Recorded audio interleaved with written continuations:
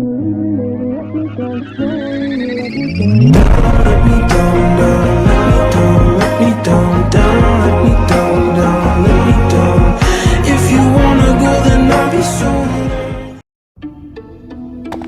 there you are.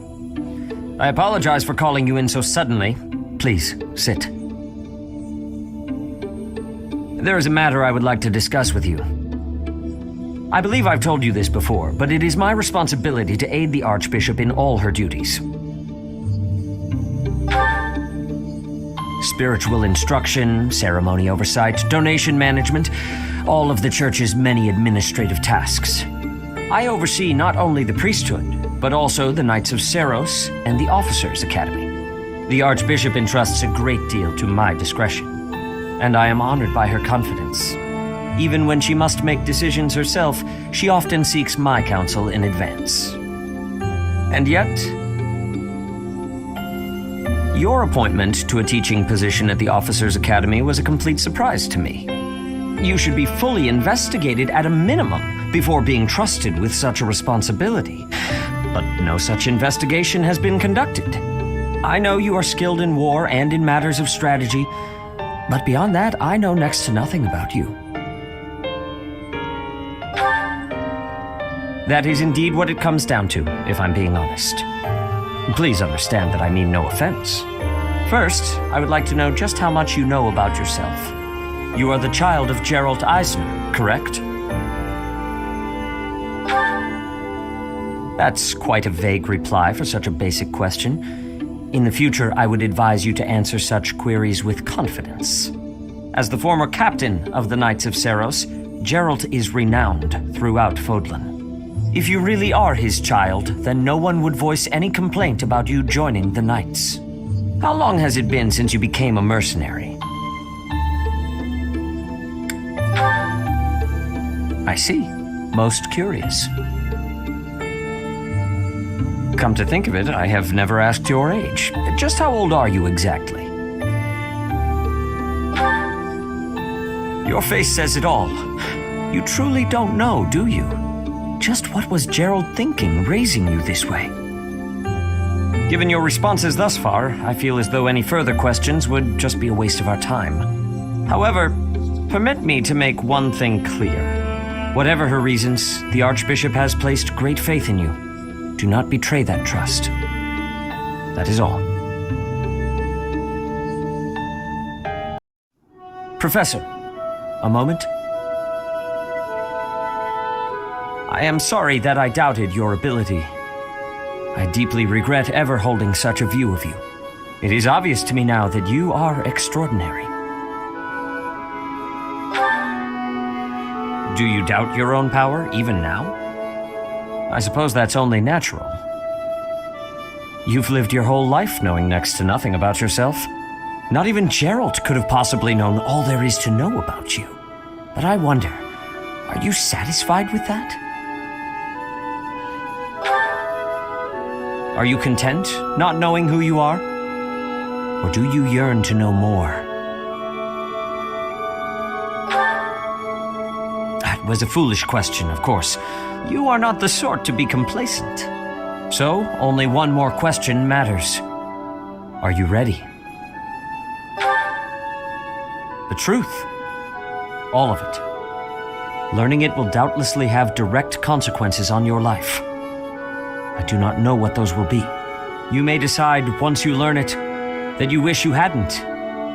But even if you have such regrets, you will never be able to return to ignorance. So, are you ready to know the truth? I see. That is what I wish to hear. The Archbishop continues to put her faith in you, and so you will continue to have my aid. More than that, I will put my faith in you as well, and I will do all that is within my power to help you someday reach the truth. May I discuss something with you? I promised to help you find the truth of who you are, but I'm afraid it's not that simple. There are some details I have kept concealed. 5 years ago, before she vanished, I asked Rhea some pointed questions. I learned that she knows everything about you. No, that is understating it. Rhea is responsible for your existence.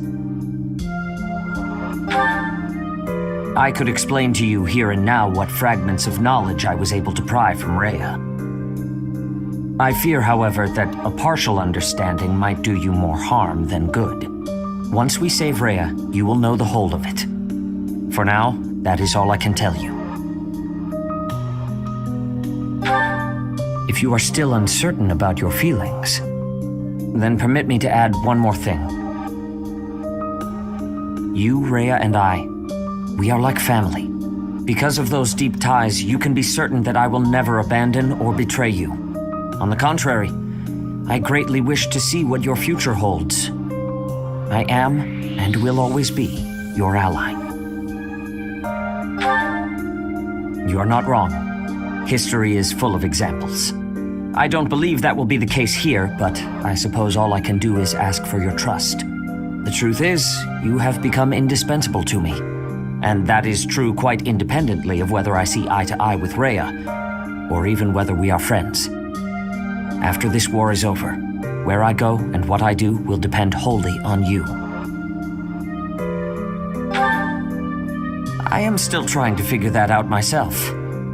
Perhaps it is just that I find you so fascinating that I cannot bring myself to leave your side. I dislike a one-sided conversation, but in this case I am afraid I had no choice. Our future is yours to determine.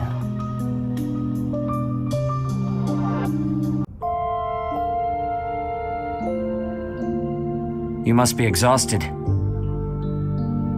It seems like our work has only increased since the war's end, doesn't it?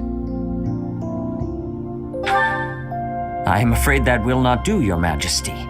We are in the process of forging a new age. All of Fodlan, noble and commoner alike, is watching your every move. You cannot abandon your post now. The people would feel betrayed. Rhea imparted this role to you, and you are the only one who can fulfill it and accomplish all that must be done. Do you think anyone will permit you to shrink from this noble duty? I am sworn to help you as best I can. That sometimes requires brutal honesty. Believe me, I am just as overburdened as you. But I will not abandon this. Where you go, I follow. Yes, for whatever centuries may yet be ours, I will always remain by your side. That is why I hope you will accept this. I will just come out with it. I love you deeply. Will you marry me?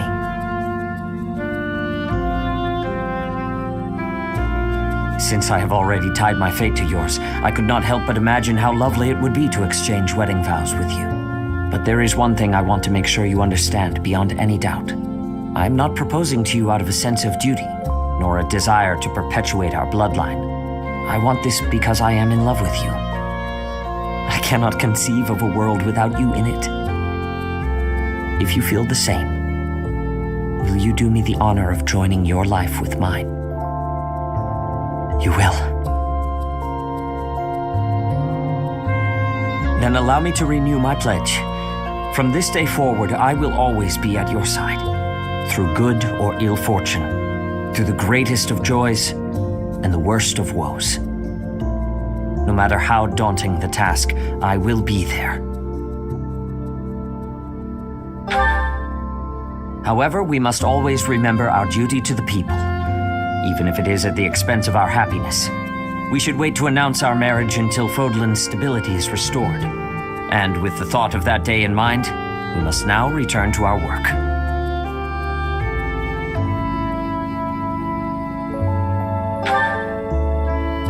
There are people waiting outside your office. Courage, my love.